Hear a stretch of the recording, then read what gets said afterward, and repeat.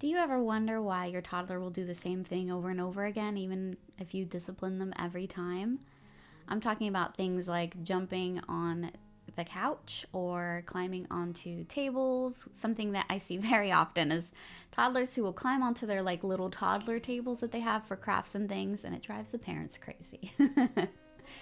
I'm a behavior analyst, and I've been working with parents for over 10 years on helping them manage their children's challenging behaviors.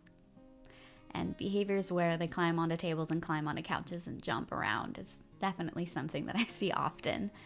I was hoping to give you some tips on how to avoid this or hopefully get over this if your toddler is doing this, in case it helps you get to more peaceful parenting. So let's get into it.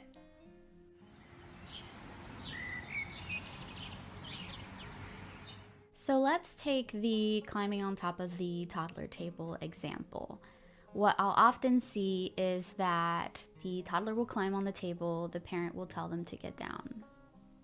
Let's say they get down, and then the parent will go back to what they were doing, the child will do it again, the parent will tell them again, and maybe they do get down. But maybe on the third or fourth try, they just refuse to get down. They sort of start to climb down, and then the minute you turn around, they climb right back on.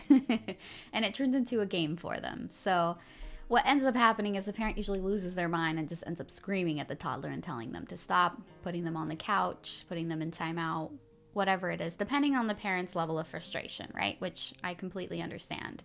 It builds up over time, and you maybe have other things to do. Maybe you're in the middle of cooking and you don't want to burn something on the stove, and it can get to be a lot. So I do understand that the circumstances depend on what your response is going to be and how tolerant you're going to be and patient. If you really want to work on this and want to decrease this behavior, and it's a high priority for you, what I would say to do is 4 different things. The first thing to do is make sure that you are providing your toddler with as many possible times to basically play appropriately on the table as possible. What I mean by that is like the next step that I'm about to suggest. Let me get to that and then I'll come back. The next step is basically anytime they climb on that table, just take it away. It's small, so you should be able to put it in a different room, close the door, whatever it is you have to do. Put it in a closet if it's a table that you can fold up. Sometimes you've got those. Whatever it is, you need to remove it.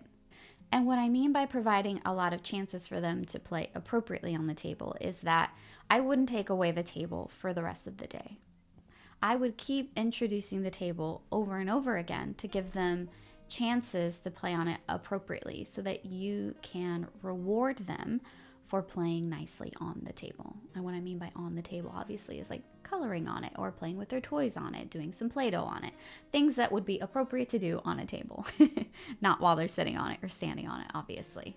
So step number 3 is that it's really important to talk about what is appropriate behavior on the table and then practicing it. So when you bring the table back, you're going to sit with your toddler briefly and pull out an activity. Maybe it's coloring, maybe it's stickers on paper, maybe it's, again, Play-Doh, whatever it is, and help them practice. This is what we do on the table. This is how we play on the table. Can you show me how you play on the table? That's really good. Make sure to recognize and praise them for appropriate play. And that will help them understand that that's what you're looking for, and that's how they can get the table and keep the table. So step number 4 is to, again, praise and reinforce appropriate behavior on the table.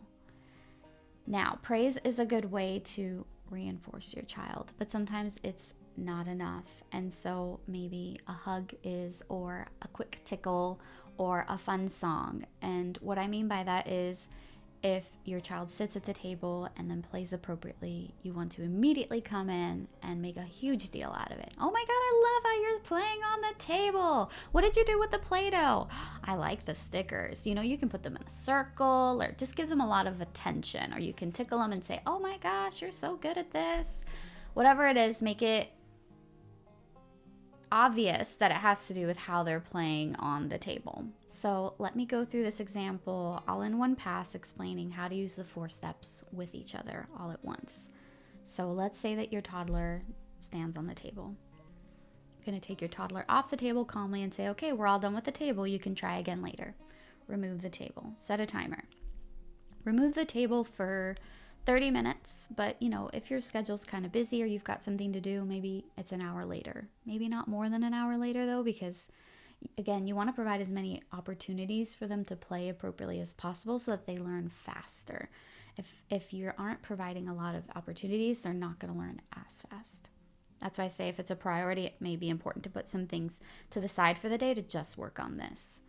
So your timer goes off, you bring out the table, you say, okay, I've got the table. Let's practice doing it right. What do we want to do? Do you want to do Play-Doh or do you want to do stickers? Stickers, cool, let's do it. I've got these stickers, and here's the paper. Can you show me how you would sit at the table? That's really good. Okay, let's do this and this. And so, you can fade yourself out and maybe peek into the room, 2 minutes later. Don't wait too long. Make sure it's pretty soon, and immediately go over and praise them and tickle and shower them with attention if you see that they are playing appropriately. And you can keep doing that. Let's say that they do keep playing appropriately. Then you're just going to keep coming back in. It doesn't have to be every 2 minutes every time. You can make it a little bit longer each time. Just make sure that it's not too long, because if you let half an hour go by, your kid's going to be on that table most likely. Now, let's say that you do it and then your kid climbs on the table anyway. That's fine. Again, neutrally put them down, say, okay, we're all done with the table. We can try again later, and just put it away. And then you start the process over again. The more opportunities they get, the faster they're going to get it. I promise. I do this fairly often. This doesn't mean that your kid's never going to get on the table again. They're most likely going to test you and try it every once in a while, but it will definitely cut down on the number of times they do it per day, or maybe, if you're lucky, per week. I hope this was helpful. Please let me know if you have any questions in the comments down below. I'd love to help if I can.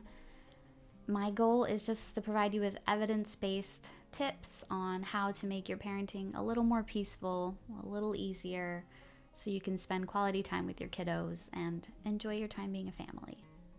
Please feel free to subscribe if you're interested in these types of videos and tips. I've got more coming once a week, and I'll see you in the next one. Bye.